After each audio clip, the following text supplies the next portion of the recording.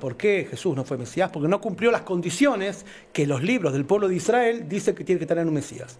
Mesías como tal quiere decir presidente, gobernar al pueblo judío. Nunca gobernó a ningún pueblo judío.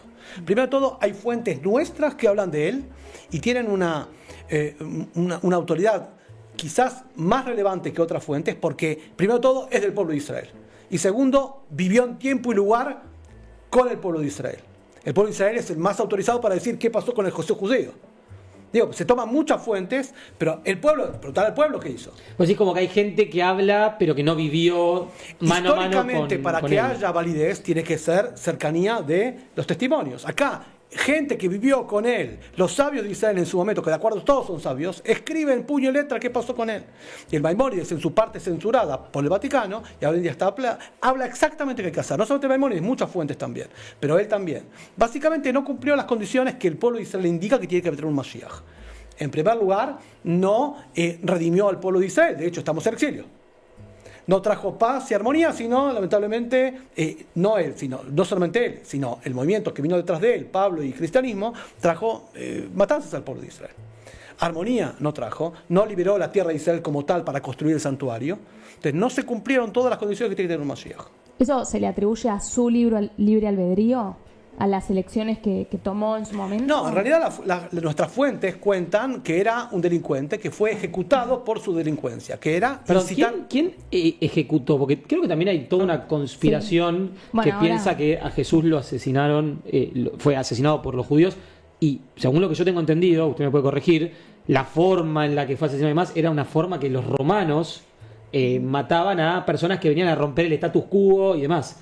¿Puede tener que ver algo con eso? No, en esa época, estamos hablando de los primeros años de la era común, el pueblo de Israel no tenía autonomía y su cuerpo legal no tenía autonomía para aplicar pena de muerte. Ahora, el delito que él cometió, ¿sí?, fue incitar a las personas a hacer idolatría, era una especie de sedicioso y revoltoso. En nuestras naciones, el delito de sedición es levantarse en armas contra un gobierno. Pero no era el único, hubo mucha gente que lo hizo. El tribunal lo capturó y lo entregó a los romanos para que lo ejecute. Porque los romanos no permitían en esa época hacer cualquier tipo de ejecución, solamente que ellos juzguen. Y a partir de ahí terminó la historia sin pena ni gloria. Hubo un grupo de seguidores que continuó pensando en su mesianismo. Hubo un evento que cortó, que ahí la academia lo marca como la separación del judaísmo con el cristianismo, que fue el año 132. Rabban Gamliel estableció dentro del Shemona Esrei, la plegaria principal, que son 18 bendiciones, una bendición agregada para separar formalmente a los seguidores del cristianismo del judaísmo, y esa bendición, ese texto, mejor dicho, lo recitamos todas las mañanas y todos los días. Dentro de la plegaria es que para los delatores no haya esperanza, algo muy grave. Lo que cortó el vínculo del cristianismo con el judaísmo fue algo muy grave. ¿Qué fue? Que al momento de venir los romanos a atacarnos y a asesinarnos, ellos escaparon a Roma. Entonces, somos hermanos, sos transgresor, pero somos hermanos. Si cuando vienen a atacarnos no te defendés, no sos más mi hermano, te vas. Pues te fuiste con los romanos. Y eso es lo que pasó. Y por eso ahí empezó el quiebre.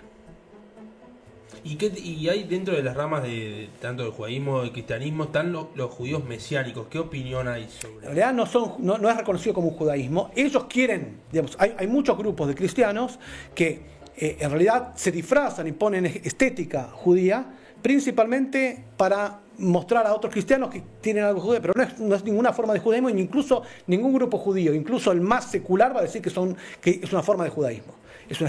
Son movimientos sincréticos que toman estética del judaísmo con algunas palabras y en su retórica quieren retornar al Jesús bíblico. Pero básicamente es un fenómeno fuera del pueblo judío, no tiene nada que ver con nosotros. Para nosotros es un grupo cristiano más sin ninguna es no ágida, una persona no ágida, que quiere decir un gentil que si quiere acercarse a la tradición del pueblo de Israel, lo que tiene que hacer es o estudiar las leyes no ágidas y practicarlas, o si quiere convertirse al judaísmo, que se convierta al judaísmo, pero no tiene ninguna ventaja frente a otro. Decime, estoy equivocado con esta lógica, que una de las cosas que el Maimónides y la Torá determina quién puede ser Mashiach es alguien que tiene que ser descendiente del rey David. Entonces él no era descendiente del rey David, principalmente por el hecho que la gente dice que la madre era virgen y no tenía padre. Entonces no era descendiente de parte de padre, como tiene que ser. Muy importante, una de las condiciones, no solo del Mashiach, sino de cualquier rey de poder ejecutivo, que tiene que venir de la tribu de Judá. Esto para asegurar la división de poderes. La Torah marca la división de poderes. Los sacerdotes, el poder religioso de la tribu de Leví, y el rey, el político, el ejecutivo de la tribu de Judá. O sea, no puede haber religioso y político a la vez. Tiene que venir tribus separadas. Eso es para todos los reyes. Por eso Dios le prometió a David que era.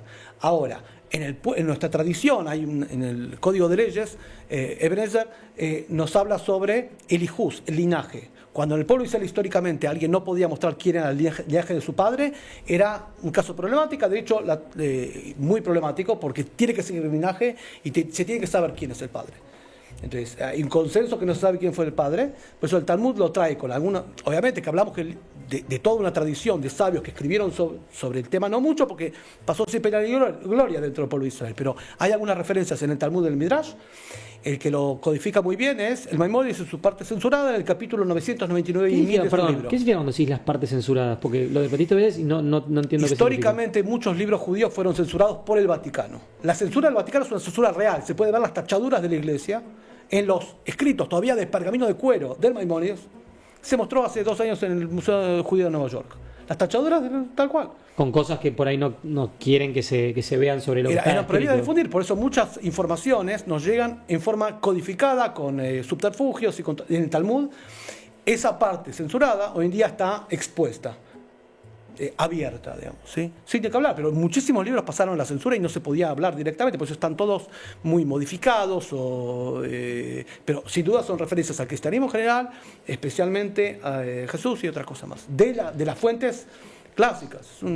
En el Talmud hay una parte que no está dentro del Talmud, sino está como un costadillo, se llama Gilionot Hashas, Gesronot Hashas, las partes que faltaran, o Ashmatot, las partes que fueron ocultadas.